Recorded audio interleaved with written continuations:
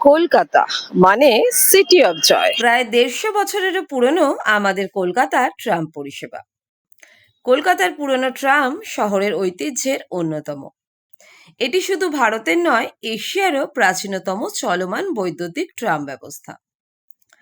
এখনো ট্রাম মিউজিয়ামে গেলে কাঠের বডির পুরনো ট্রাম দেখতে পাওয়া যায়। আজও ট্রাম শুধু একটা যানবাহন নয়, কলকাতার সংস্কৃতি ও ঐতিহ্যের প্রতীক।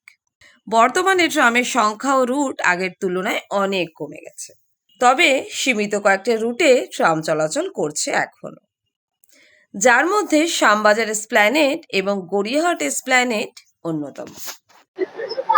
কলকাতার রাস্তায় আবারও ফিরছে নস্টালজিয়া, তবে নতুন ভাবে, নতুন রূপে।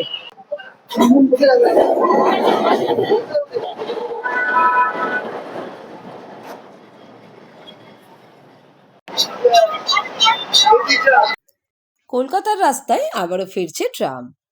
শহরের 70টিরও বেশি ট্রাম রুট পুনরুজ্জীবিত করা হবে।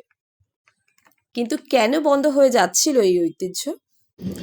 সমস্যাটা আসলে কোথায়? চলো এক নজরে ঝট করে দেখে নেওয়া যাক।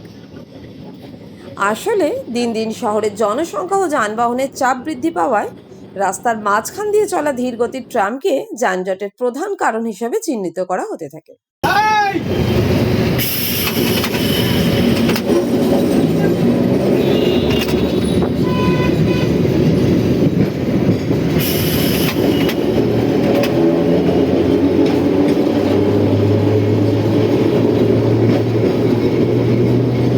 এছাড়াও রক্ষণাবেক্ষণের অভাব, ওভারহেড তারের জটিলতা এবং বিভিন্ন ফ্লাইওভার নির্মাণের কারণে একের পর এক রুট বন্ধ হতে থাকে। যে শহরে একসময় 70টিরও বেশি রুটে রমরমা ছিল, তা কমতে কমতে কেবল 2টো রুটে এসে ঠেকেছিল। কিন্তু কলকাতার ট্রাম প্রেমীদের কথা মাথায় রেখেই এই ঐতিহ্যবাহী পরিবহনকে নতুনভাবে ফিরিয়ে আনার কথা ভাবা হচ্ছে 70টি পুরনো রুট পুনরুজ্জীবিত করার কথা। ঠিক করা হয়েছে ট্রাফিকের গতি যাতে কম না হয়ে যায়, তার জন্য এবার রাস্তার মাঝখানের বদলে বাঁদিক ঘেঁষে ট্রাম চালানো হবে। আর এই অভূতপূর্ব পদক্ষেপ আবার ইতিহাস তৈরি করতে চলেছে কলকাতায়। শহর জুড়ে বন্ধ হয়ে যাওয়া প্রায় 70টি ঐতিহ্যবাহী রুটে ট্রাম পুনরায় ফিরিয়ে আনার জন্য এক বিশাল মাস্টার প্ল্যান গ্রহণ করেছে পশ্চিমবঙ্গ পরিবহন দপ্তর। মাথার ওপর তারের জট সরিয়ে আধুনিক ব্যাটারি চালিত ও সম্পূর্ণ শীততাপ নিয়ন্ত্রিত এসি কামরা করা হবে।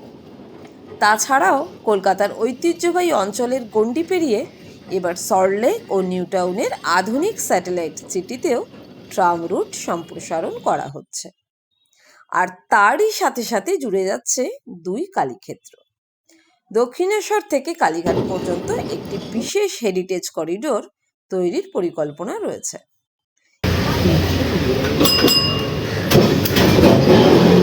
একই সাথে ঐতিহাসিক কলেজ স্ট্রিটকে লন্ডনের অক্সফোর্ড স্ট্রিটের আদলে সাজিয়ে কেবল ট্রাম, সাইকেল ও পথচারীদের জন্য উন্মুক্ত রাখার কথা ভাবা হচ্ছে।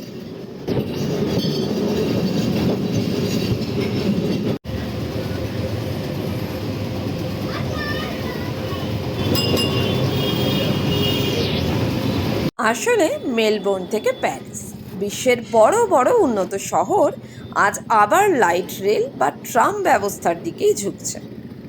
জিরো কার্বন নিঃসরণ এবং দীর্ঘস্থায়ী গণপরিবহন হিসাবে ট্রামের চেয়ে নিরাপদ ও পরিবেশ বান্ধব বিকল্প খুব কমই আছে।